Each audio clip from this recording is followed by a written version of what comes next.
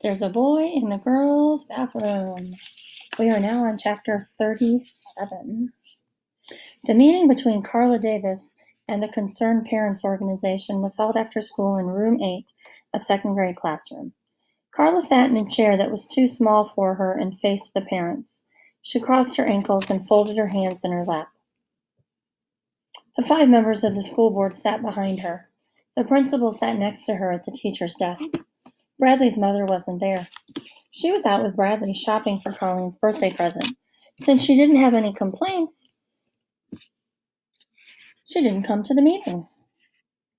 The only parents who came were those who had complaints. "I'd like to know what we need a counselor for," asked a father. "Kids have enough counseling. What they need is more discipline. If they're bad, they should be punished." The other parents clapped their hands. "We need to get back to the basics," said a woman. "Reading, writing, and arithmetic, and of course computers." Her husband had a chart that showed that if the counselor was fired, there would be enough money to put a computer in every classroom. Everyone got very excited about that idea. They all loved computers. On a side note, this book was written back in the late 80s, so way back when, there were no computers at all in classrooms. So that's why it sounded very strange to a lot of you, I'm sure. Okay, back to the story. "No one is being fired," said the principal. "The purpose of this meeting is to give you a chance to ask Miss Davis questions." "She told my son it was good to fail," shouted a woman standing under a poster of an octopus. "She told him grades didn't matter." "I never said it was good to fail," said Carla calmly. "I simply tried to help him relax. Children learn better when they're not under pressure. They do better when they enjoy school." "My son doesn't go to school to have a good time," said the woman. "He's got to get good grades so he can get into a good college." The principal reminded the parents that Miss Davis wouldn't see any of their children without their permission. "But why should our tax dollars pay for her to counsel other people's children?" one of the parents complained. Several other parents agreed. A woman with red hair stood up. "My daughter came home with one of those forms for us to sign, and we refused to sign it. We didn't want her seeing the counselor. We try to give her all the counseling she needs at home, but then we found out the counselor's been talking to her anyway." "What's your daughter's name?" asked the principal. "Colleen Varigold." Carla admitted that she had seen Colleen without her parents' permission. "Colleen came into my office very upset and said she had to talk to me. She said it was an emergency." "What kind of emergency?" asked the school board president. "I'm sorry," said Carla. "I never repeat anything a child tells me." She knew Colleen wouldn't want everybody to know she'd gone into the boys' bathroom. "You're not supposed to see a child without her parents' permission," said the school board president. "Now, if it was an emergency, then you might have been justified, but we have to know the nature of the emergency." "I'm sorry," said Carla. "You can tell me," said Mrs. Varigold. "I'm her mother. If there was an emergency, don't you think I should know about it? Ask Colleen. If she wants to tell you, she will. I can't break my promise to her." "But Colleen's just a child," said a member of the school board. "You don't have to keep promises to children." "I do," said Carla. "She's been trying to make her change religions," said Colleen's mother. "Colleen came home from school and announced she didn't want to be Catholic anymore. She wants to be a Zen monk." Carla laughed, though she knew that was a mistake. She tried to explain about saying hello back to someone who says hello to you, but nobody seemed to understand what that had to do with being a Zen monk. "You're not allowed to teach religion in public school," said the president of the school board. And you weren't supposed to talk to her child in the first place, said the president of the school board. He apologized to Colleen's mother and assured her it would never happen again. A woman in the front row raised her hand. I never had a counselor when I went to school, and I don't understand what they do exactly. Why don't you explain to the parents what you do and how you help different children? The principal suggested. Mostly I talk with them, said Carla. I listen to their problems, but I never tell them what to do. I try to help them to learn to think for themselves. But isn't that what school's for? Asked the woman. To tell kids what to think? I think it's more important to teach them how to think instead of what to think. But if they do something bad, don't you tell them it's wrong? Asked a man sitting next to her. No, said Carla. I think it's much better if they figure it out for themselves. What if there was a boy who bit his teacher? Asked a father. What? Carla exclaimed. Wouldn't you tell him not to bite her? He asked. No, I'd talk to him about it and try to find out why he bit her, but what if he keeps on biting her? Asked the man. What if every day he sneaks up behind her and bites her on the butt? Then what would you do? This is getting ridiculous, said Carla. Tell him what you do, said the principal. Carla sighed. I try to help the boy understand the reason he wants to bite his teacher and then help him reach the conclusion that he shouldn't do it. How long would that take? Asked a woman. I don't know. A month? Possibly. And meanwhile he keeps biting his teacher, said the first man. She could get seriously hurt. She could die, said another man. How would you feel then? What if the kid had rabies? Someone else shouted. Don't you think he should get a rabies shot? I bet you'd feel differently if he bit you on your butt, someone called from the back of the room. Everyone began talking at once. What if he bit you? You'd punish him then, wouldn't you? Then you wouldn't have to wait for him to think for himself, would you? Not if he bit you. What if he bit you? Carla uncrossed her legs, then crossed them the other way. As she looked at the angry group of parents, she had the horrible feeling that they all wanted to bite her butt. What would you call Chapter 37? Chapter 38. Bradley Chalker's Homework, Book Report, My Parents Didn't, Steal an Elephant, by Uriah C. Lasso, Mrs. Ebble's Class, Room 12, Red Hill School, Last Seat, Last Row, Next to Jeff. My Parents Didn't Steal an Elephant, by Uriah C. Lasso, by Bradley Chalkers. My Parents Didn't Steal an Elephant was a very funny and crazy book by Uriah C. Lasso, a funny author to write such a book. It is a story told by a kid. The kid's parents are in jail because they stole an elephant, except they're innocent. Hey, I just realized something. You know what? You never know the kid's name. I just realized that. You know what else, too? You don't know if the kid is a boy or a girl. I just realized that now as I was sitting writing this book report because I don't know whether to write he or she. I told you it was crazy. The kid lives with his aunt and uncle. They're crazy too. They put wallpaper up in the garage for no reason. I told you they were crazy. Ace is crazy too. He's the lawyer for the kid's parents. He makes the kid practice crying for an hour every day so the kid will be able to cry good in court. Only when the kid finally gets to court, the kid doesn't cry. The kid laughs. Then everybody else laughs too. Then the kid's parents get to go home because they're innocent. Except, do you want to know something? I'm not so sure. I mean, if they really were really innocent, then who ate all the peanuts? I told you it was crazy. The end. The end.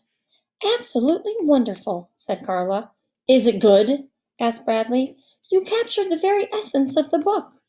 He smiled even though he didn't know what essence meant. They were sitting around the round table. It was Thursday after school. Bradley had to turn in his book report to Mrs. Ebble, but he wanted Carla to see it first, just in case he ripped it up.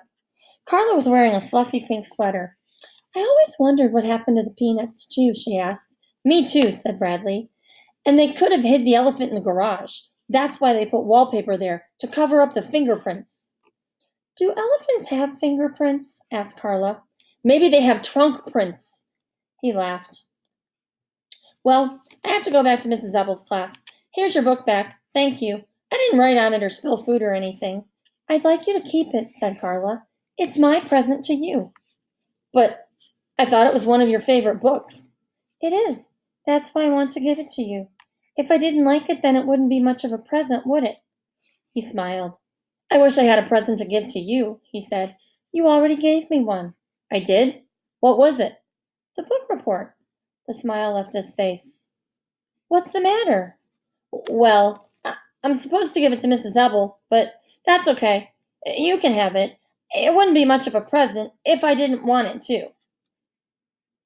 Carla laughed and shook her head. That's very sweet, Bradley, but that's not what I meant. I want you to give it to Mrs. Ebel. It just makes me very happy that you did such a wonderful job. That's the present you gave me. Really?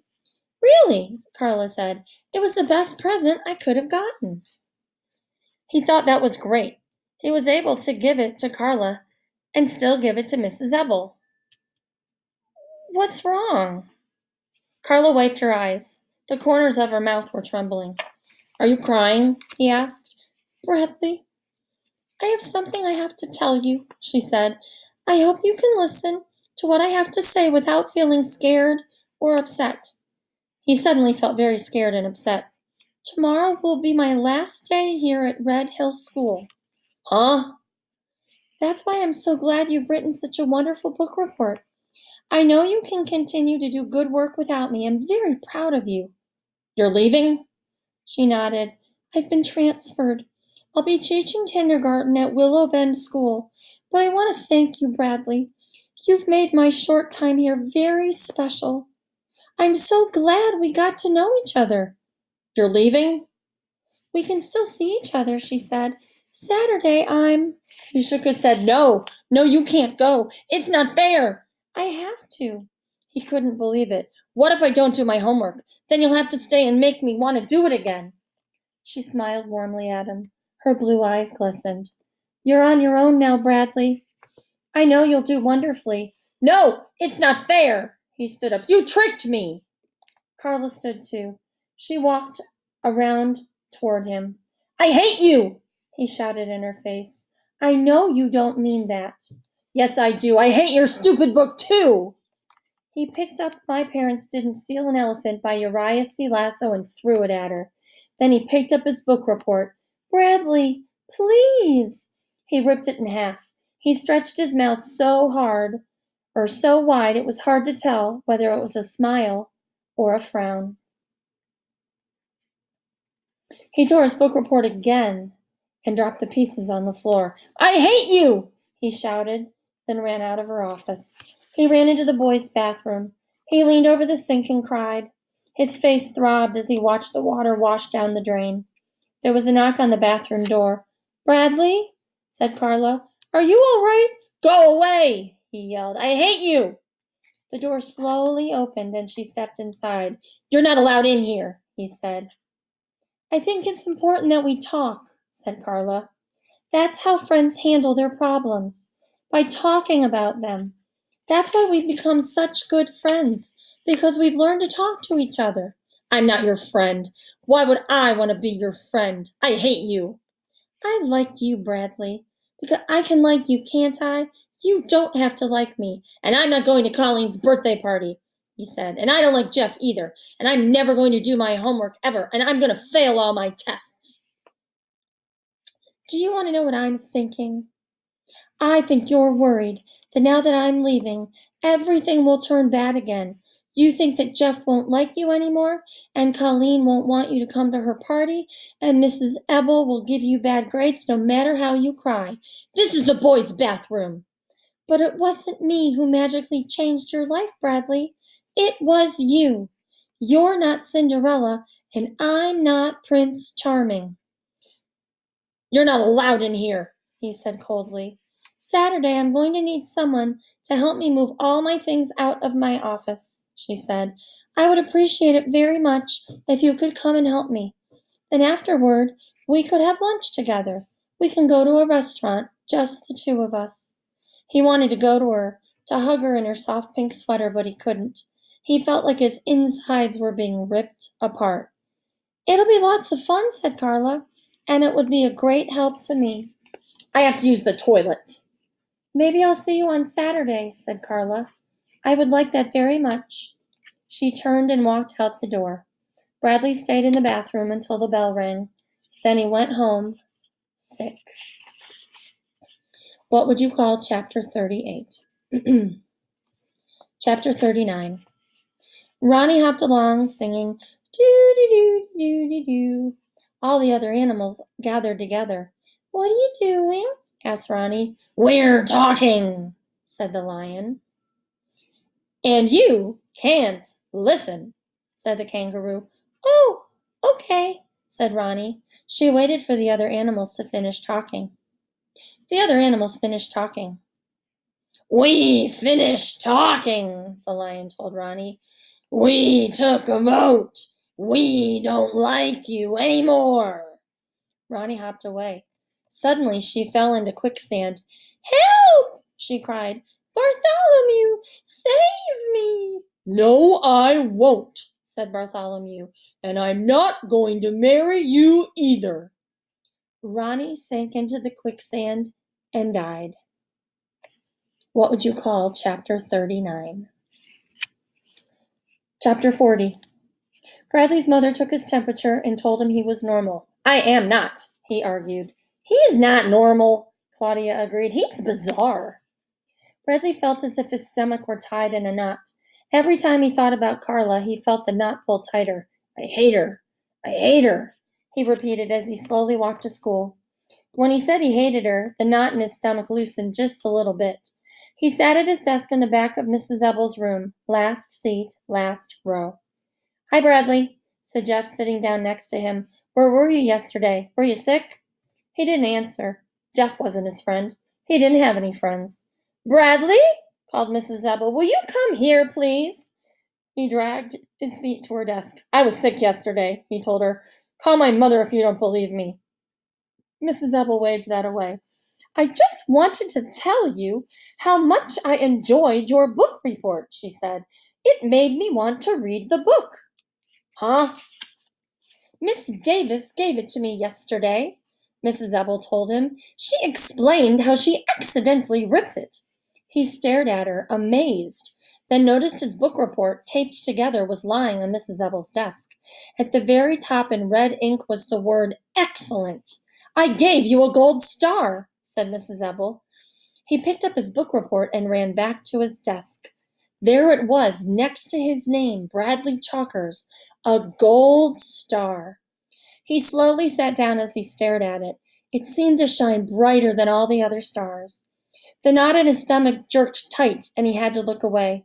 The star reminded him of Carla. She's such a liar, he thought. She said she accidentally tore it up when I was the one who did it. I hate her. He shoved his book report in the back of his desk. The knot loosened. He walked all recess.